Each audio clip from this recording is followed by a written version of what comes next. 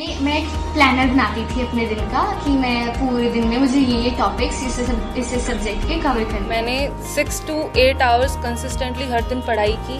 Board के लिए तो स्कूल का ही पूरा सपोर्ट था, स्कूल के अलावा नहीं कर रहे थे हम कुछ। मतलब मैं हूँ सोशल मीडिया में, इंस्टाग्राम में हूँ, बट मैंने पूरा जब से जनवरी से मार्च तक यूज़ नहीं कर रहा था।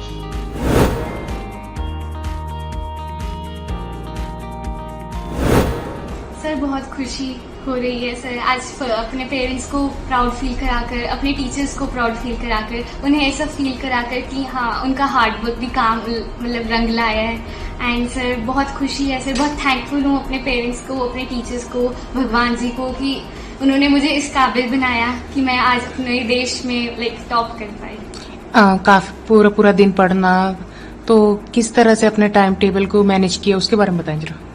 सर मैं कहूँगी कि मैंने टाइम टेबल नहीं बनाया था, मैं एक प्लानर बनाती थी अपने दिन का कि मैं पूरे दिन में मुझे ये टॉपिक्स इस सब्जेक्ट के कवर करने हैं, तो मैं वो करने का चाहे मुझे रात को 12 बज जाए 1 बज जाए मैं वो करके ही सोती थी। मैंने अपने सब्जेक्ट्स को टाइम बाउंड नहीं कर रखा था कि साइंस में सिर्फ 2 घंटे देने हैं, मैथ्स में 1 घंटा, वैसे मैं नहीं पढ़ पाती थी।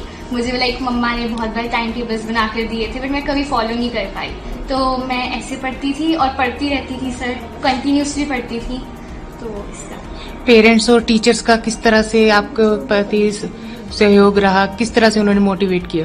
सर मैं तो बिल्कुल अंडर कॉन्फिडेंट थी एग्जाम्स से पहले सर, मुझे कभी नहीं मुझे एक्सपेक्टेड भी नहीं था कि मुझे पता नहीं था मैं कैसा परफॉर्म करूंगी बोर्ड्स में, बट मेरे टीचर्स को और मेरे पेरेंट्स को मुझ पर पूरा ट्रस्ट था। उन्होंने हमेशा से मुझे कॉन्फिडेंस दिया है मैं कहूँगी, और उस कारण ही हो पाया सर, क्योंकि एक पॉइंट पे मुझे भी था कि मेरे टीचर्स को इतना ट्रस्ट है मुझ पे, मेरे पेरेंट्स को इतना ट्रस्ट है मुझ पे, तो शायद मैं कर ही लूँ।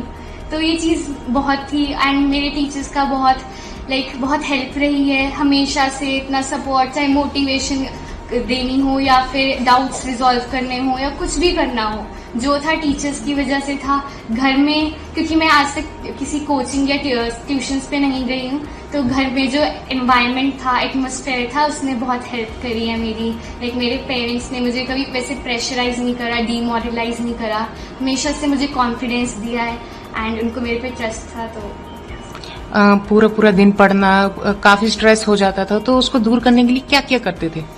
सर स्ट्रेस हो जाता था, वैसे तो मैं हमेशा याद रखती थी कि एक बार स्ट्रेस ले लेती हूँ, उसके बाद सर क्या पता खुशी आ जाए फिर, तो बस स्ट्रेस था। बट जैसे अगर कई बार ज्यादा ही अंडर कॉन्फिडेंट फील करती थी तो फिर भगवान जी के भजन सुन लेती थी। मम्मा हमेशा कहते हैं कि वो हमेशा हेल्प करेंगे, उन पे ट्रस्ट रखो, क्योंकि एक पॉइंट पे अपने पे ट्रस्ट नहीं होता, किसी और पर भी नहीं होता, तो उस वक्त भगवान जी पे ट्रस्ट था कि मैं अच्छे से मेहनत कर रही हूँ, तो क्या पता अच्छे से हो जाए।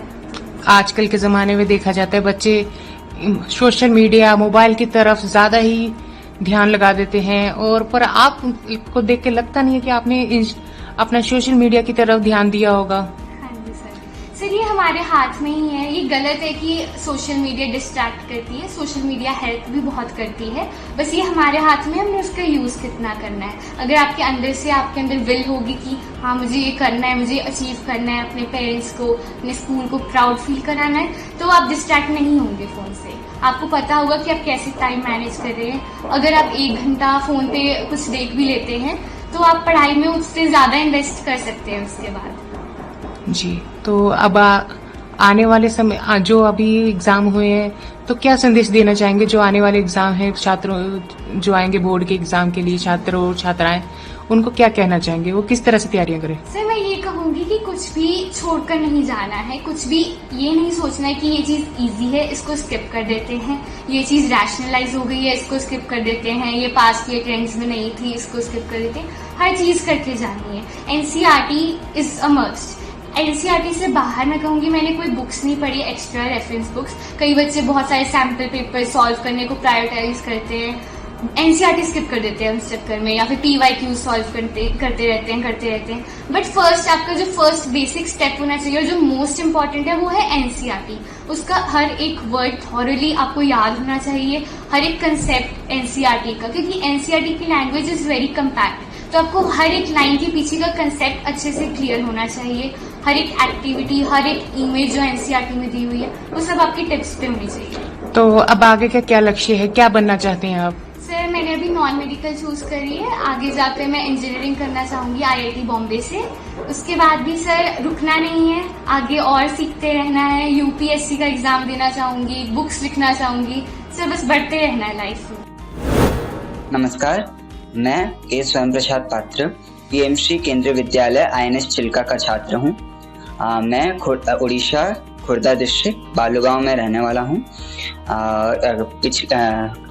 कल मई 13 तारीख को CBSE क्लास 10 रिजल्ट्स डिक्लेयर हुए थे और उसमें मैं 500 से 498 मार्क्स सिक्योर किया हूँ और मेरे 4 सब्जेक्ट्स में 100 आउट ऑफ 100 रहे हैं, मैथ्स, साइंस, संस्कृत और आर्टिफिशियल इंटेलिजेंस में।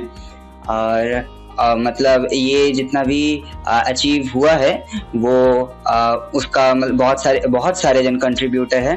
मेरे माता पिता फर्स्ट, क्योंकि वो मुझे अलाउ किए हैं कि मैं अपने कंफर्ट जोन में रहकर पढ़ सकूं, और श्री सत्य साई बाल विकास, मेरे टीचर्स और प्रिंसिपल सर जिन्होंने बहुत एफर्ट्स लगाए हैं स्कूल में 100% रिजल्ट लाने के लिए।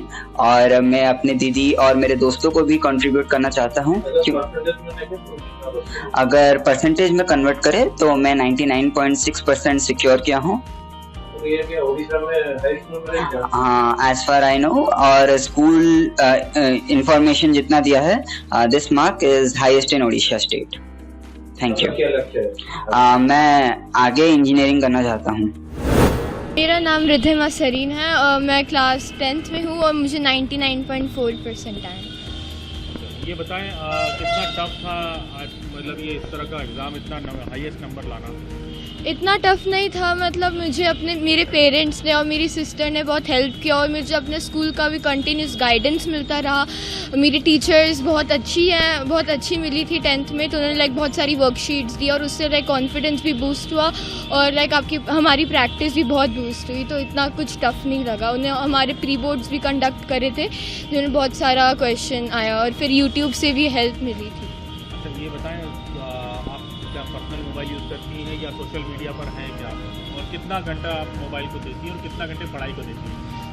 मतलब मैं हूँ सोशल मीडिया में, इंस्टाग्राम में हूँ, बट मैंने पूरा जब से जनवरी से मार्च तक यूज़ नहीं कर रहा था और मैंने यूज़ नहीं करा था और एग्ज़ाम्स के बाद करा तो तभी करा, उसके बाद ऐसे नहीं करा। उसके बाद फिर जब एग्ज़ाम्स चल रही थी तो फिर टीवी भी कुछ नहीं देखा। अच्छा, जो बच्चे अचीव नहीं कर पाते हैं, फेल हो जाते हैं या कम नंबर लाते हैं, वो काफ़ी डिप्रेशन में चले जाते हैं, उनके लिए क्या कहना चाहेंगे? ऐसा कुछ नहीं है, ऐसा आपने बहुत मेहनत करी है तो उस मेहनत पर आप देखो रादर देन आप अपने मार्क्स को देखो, क्योंकि आपकी मेहनत ज़्यादा इम्पोर्टेंट होती है, मार्क्स इतने इम्पोर्टेंट नहीं होते। मेरा नाम खुशी शेखावत है और मेरे CBSE बोर्ड क्लास 12 में 99.80 का स्कोर आया है। इसका श्रेय मैं अपने पेरेंट्स और अपने टीचर्स, हमारे जो कोऑर्डिनेटर है शक्ति सर, हमारे subject teachers Narendra sir, RK Soni sir, Shukla sir और राम प्रकाश सर को देना चाहूँगी। मैंने 6 to 8 आवर्स कंसिस्टेंटली हर दिन पढ़ाई की। इसकी वजह से मुझे कभी बर्डन फील नहीं हुआ कि लास्ट में आके मुझे बहुत ज़्यादा मेहनत करनी पड़ी हो, बट हर वक्त रिवीजन करने के कारण मुझे कोई प्रॉब्लम कभी हुई नहीं और मेरे इतना अच्छा रिजल्ट आया।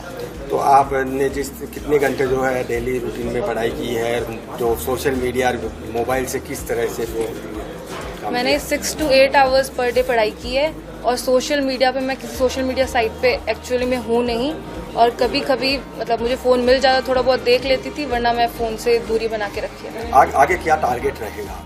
मैं UPSC क्रैक करना चाहती हूँ और IAS बनना चाहती हूँ। अन्य जो बच्चे हैं उनको क्या कहना चाहेंगे, किस तरह से वो तैयारी करें और आगे बढ़ें?